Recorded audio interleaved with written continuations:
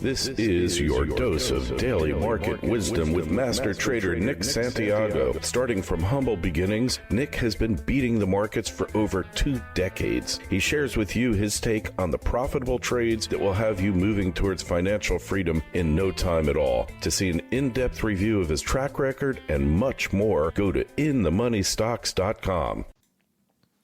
Welcome. This is your daily dose of daily market wisdom with Master Trader Nick Santiago.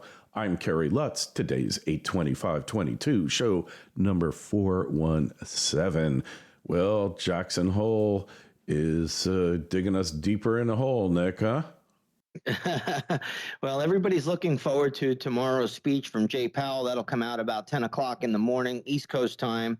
So we'll see what he has to say. But really, the markets had a little bit of a bounce yesterday, and they're getting a little bit more of a bounce today. So it looks like a little while ago, we had, I believe, the Philadelphia Fed President Harker coming out saying the Fed needs to continue to raise rates to above 3.4%, and then the Fed should sit for a while. Once those comments came out, the market blasted off to the upside. So, again, the market likes what it hears, and that's really the catalyst for today's rally. But you have the Dow up 150 points. You have the NASDAQ up 1.34%, and the S&P is actually up about 1%. So the markets are holding up pretty well today, and they got a little rally going on after a little bit of selling late last week, last Friday, and on Monday we had a pretty good sell-off as well. So we're getting a snapback now with those comments. All right. So as far as housing goes, mortgage rates headed higher again this week. Well, yeah, you got mortgage rates, on the 30-year fix, which is probably what everybody looks at, creeping up a little bit. And, again, bond yields on the 10-year are now above 3%. Right now, they're sitting at around 3.09%. So that is definitely something that everybody's got to watch for, because the higher the 10-year goes, and even the 30-year, the more you're going to see interest rates go up for mortgages. So that is definitely a fine line that the central bank is walking. And don't forget, I know we don't talk about it all that much, but we still have an inverted yield curve between the 2-year note and the 10-year note. So that'll come in to be a big, big negative soon. I know it hasn't really affected the stock market all that much on the recent rally, but that will be a real big negative going forward. That's been inverted for, I believe, over 35 days now. And that is a long period of time for that state of affairs. All right. So earnings, Nvidia, what's the deal?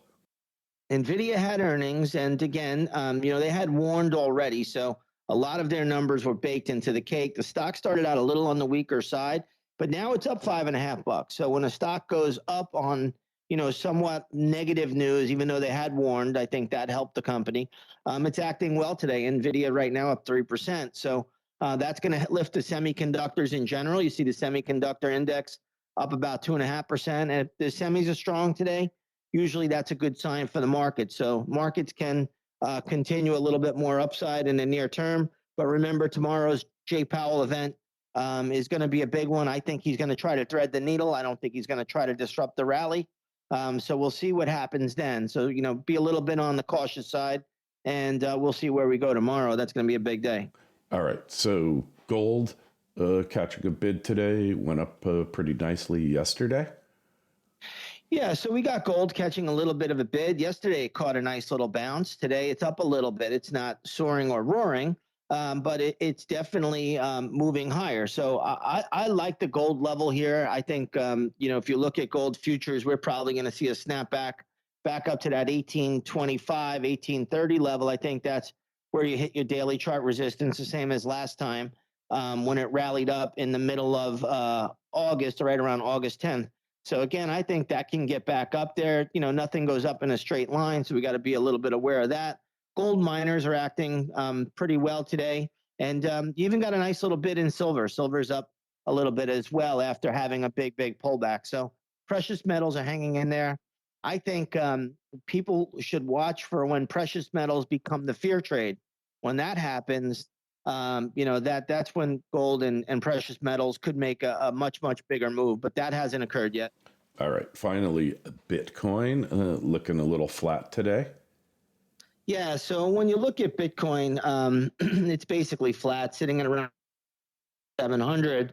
All in all, I think it's still a very, very weak chart. Now, Bitcoin lives to fight another day right now, as long as it continues to hold this 20,000 level. But so if you want to try to, nibble on some longs here and there, you could do it. But the bigger patterns suggest this thing is going sub 14,000. I would be very, very careful with it at this stage of the game.